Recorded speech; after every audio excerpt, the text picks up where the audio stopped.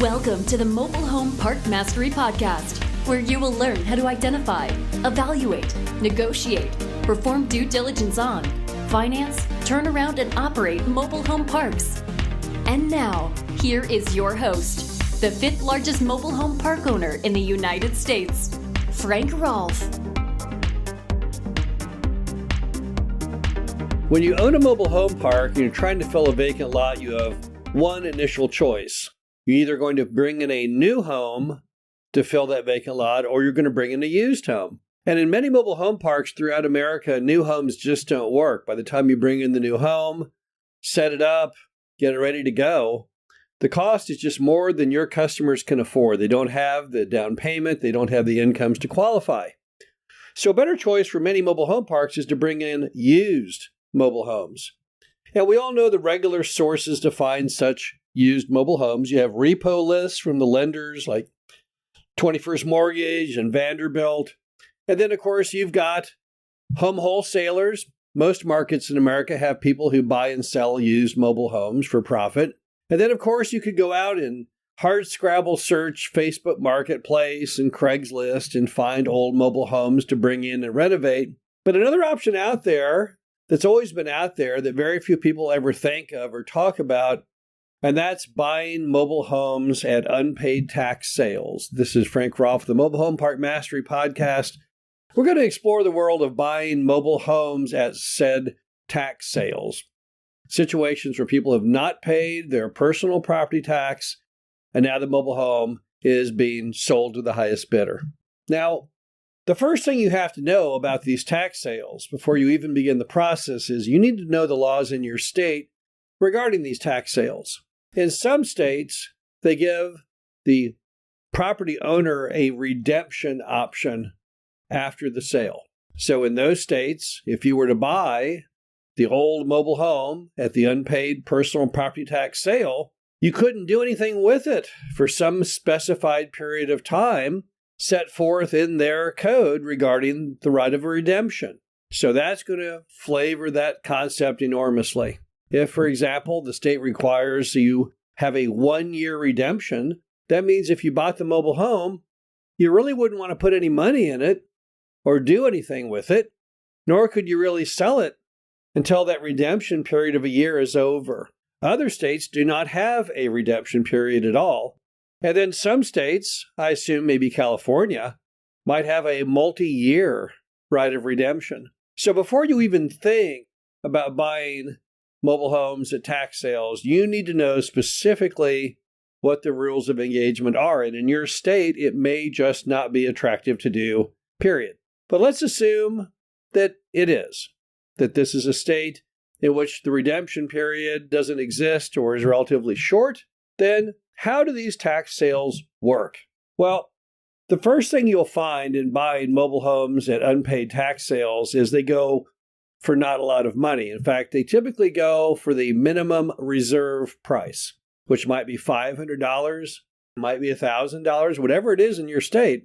That's going to be probably the price because no one shows up at the auctions. If you're there to bid on a used mobile home for unpaid personal property tax, you probably are going to win it because more than likely you are the only one present to make that bid. And another thing you have to know about buying mobile homes at unpaid property tax auctions is you typically have to bring the money in cash because there's no financing plan. It's not like buying a used home and financing that through PEP or 21st or something. Nope, you're going to have to pay for it in cash. So bring the required cash that you're going to bid, bring that with you. And here's a big one. You have to do all your due diligence in advance because they don't do any for you. So if you want to see what that home looks like, you're going to have to go out there and take a look at it or have your manager go over and take a look at it. And you're not going to probably be able to see the inside, just the outside. Might be able to take a picture through a window or something. But since you cannot do thorough due diligence, not like when you're buying from a home wholesaler or a repo list, that puts you at a distinct disadvantage because you don't really know the true condition of what you're really getting into. Which, once again, is why probably very few people go to bid on them, is because people don't like buying the unknown. They would much rather buy from a repo list where there are many photos of the inside and the outside, a description of the condition. They can go out and look at it. Here, instead, we're buying a pig in a poke. We don't really know exactly what we're getting into until after we buy it, if we are the ultimate seller or buyer, and take a look inside. Also, you have to understand that the people who run these auctions are typically complete idiots, and they know nothing about the property that you're buying. So asking them questions at the auction is absolutely hopeless. They have no clue. And one thing they never have any idea of, nor do they even realize the importance, is does the thing even have a HUD seal? As we all know, HUD took over the mobile home manufacturing industry in 1976, and they declared all the homes that were built prior to the enactment were grandfathered wherever they sat, but you can't ever move them again, because if you move them to a city or county that requires a HUD seal, which is just about all of them, you can't get a permit to turn on your utilities or live in that structure. But yet a lot of the homes that are sold at these tax auctions are in fact pre-HUD. They do not have the all-important HUD seal. And that means if you buy that home, I don't know what you're going to do with it. You're probably going to have to demolish it. You'll be out whatever you paid for the home, plus probably another $2,000 or $3,000 to demolish it. It would be a terrible, terrible thing to do. So if you're going to bid at these tax auctions, it's definitely buyer beware. You have to know in advance exactly what you're getting, and you need to make sure that it has that HUD seal so it can be transported. And on top of that, let's talk about transportation for a minute. These homes are typically located inside of mobile homes, sometimes out on raw land. But we don't really know what's going to happen when you jack it up in the air and try and put the old wheels and axles on it and move it down the highway. As a result, you better steer clear of the really, really old home stock. Sometimes those auctions can yield homes that are leased from the later 80s or early 90s. But I would be very, very nervous buying a 1978 home, even if it has the HUD seal, because I don't know if it is truly roadworthy. And that would be another problem you would have. A lot of home wholesalers, they sell the homes already up in the air, moved out of the park, stacked in the yard somewhere. But here we're buying a home that has not ever seen light underneath that old trailer in literally decades. And that can be a bit of a problem.